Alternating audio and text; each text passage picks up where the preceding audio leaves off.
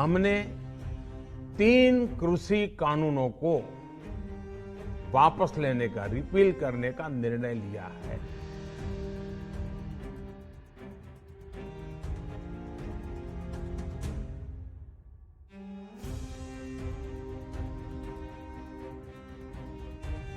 इन्होंने कई बार स्टेटमेंट दी कि हमारी सरकार आते ही डॉक्टर स्वामीनाथन की रिपोर्ट हम किसानों के लिए लागू करेंगे, लेकिन उसको लागू करने की बजाय इन्होंने आके एक एफिडेविट सुप्रीम कोर्ट में दे दिया कि उसको हम लागू नहीं कर सकते।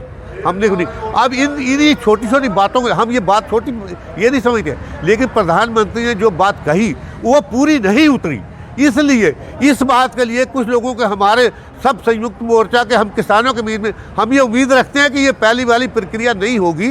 उम्मीद है पूरी कि ये इस स्टेटमेंट को बिल्कुल फाइनल तक ले जाएंगे प्रधानमंत्री। लेकिन जब फिर भी शंका होता है आदमी, तो शंका से डरा हुआ आदमी, जब एक आदमी डरता है ना, तो एक आदमी जब डरता है ना, आग से डरता है तो एक तैना तो उससे भी चमक होती है, तो पता लगता है कहीं आग न लग जाए। ये जब बिल नहीं थे तब भी किसान की हालत ख़राब थी। आज जब ये बिल इन्होंने लागू किए, आज भी किसान की हालत ख़राब है। बिल आए, बिल चले गए, किसान वहाँ का वहीं है। हमें क्या मिला? हमें चाहिए एमएसपी। हम एमएसपी लेके जाएंगे। किसान हमेशा लुटता रहा है। आज किसान अपने हक के लिए खड़े हुए, सरकार को हराने के लिए हम नहीं खड़े हुए। हम अपने अधिकार के लिए खड़े हुए, हम अपना हक लेने के लिए खड़े हुए हैं और हम अपना हक लेके जाएंगे। 700 से ऊपर, 800 से ऊपर शहीदियाँ पड़ी हैं। पहले तो उनको सबको, उन शहीदों को नमन है आपके चैनल के थ्रू, जिन्होंने शहीदियाँ डाली हैं इस आंदोलन में। और सबसे बड़ी जीत जो मैं मानती हूँ कि ये जो जीत की शुरुआत हुई है यहाँ से, जो पीएम ने बोला है, एक वचन दिया है कि हम इसको करेंगे रिपील, ये जीत उनकी है। सबसे पहले हकदार वो लोग हैं क्योंकि उन्होंने अपने परिवार में से एक जी खोया है। ये दर्द हम नहीं महसूस कर सकते, ये वही कर सकते हैं जो उनके परिवार वाले हैं, क्योंकि उनका ज़िंदगी भर का दर्द है।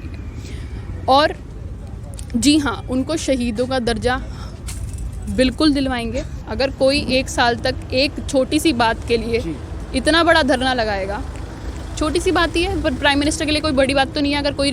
अगर कोई वो लॉ निकाल सकते हैं तो उसे हटा भी सकते हैं, उनके पास पावर है इस चीज़ की। बट उन्होंने इतना लंबा समय क्यों लिया? गुरपुरब के समय पे क्यों ये अनाउंसमेंट करी? और आगे आने वाले टाइम में 2022 के इलेक्शंस आ रहे हैं, तो ये भी तो एक स्टंट हो सकता है उनका पॉलिटिकल। जिस दिन किसान आंदोलन करने आए थे तो उस दिन 2 विषय थे। तीनों कानून वापस होने चाहिए और एक साथ में एमएसपी की गारंटी का कानून बनना चाहिए। इसके साथ 2 और जुड़े थे, एक पराली का और एक बिजली अमेंडमेंट का, जो सरकार ने उसी समय उस पर यस कर दी थी। अब ये 2 बचे थे, उनमें से एक के लिए तो कल कह दिया प्रधानमंत्री जी ने, लेकिन एमएसपी पे क्या कहा उसकी बात अभी होनी बाकी है। नंबर 2, इस आंदोलन के दौरान 50,000 से ज़्यादा मुकदमे दर्ज हो गए किसानों पर। उन मुकदमों का क्या होगा? 750 के लगभग किसान शहीद हो गए। उनके बारे में प्रधानमंत्री जी ने अभी तक एक शब्द नहीं कहा। तिकोनिया जो लखीमपुर खीरी में 4 किसान और एक पत्रकार को रौंद कर मार दिया गया, हमारे साथियों को, और उनका जो दोषी है मंत्री, वो आपकी कैबिनेट में अभी भी राज्य मंत्री है, जिसकी बर्खास्तगी की मांग की जा रही है। लखनऊ में 22 को महापंचायत भी है, उस पर प्रधानमंत्री जी ने क्या कहा?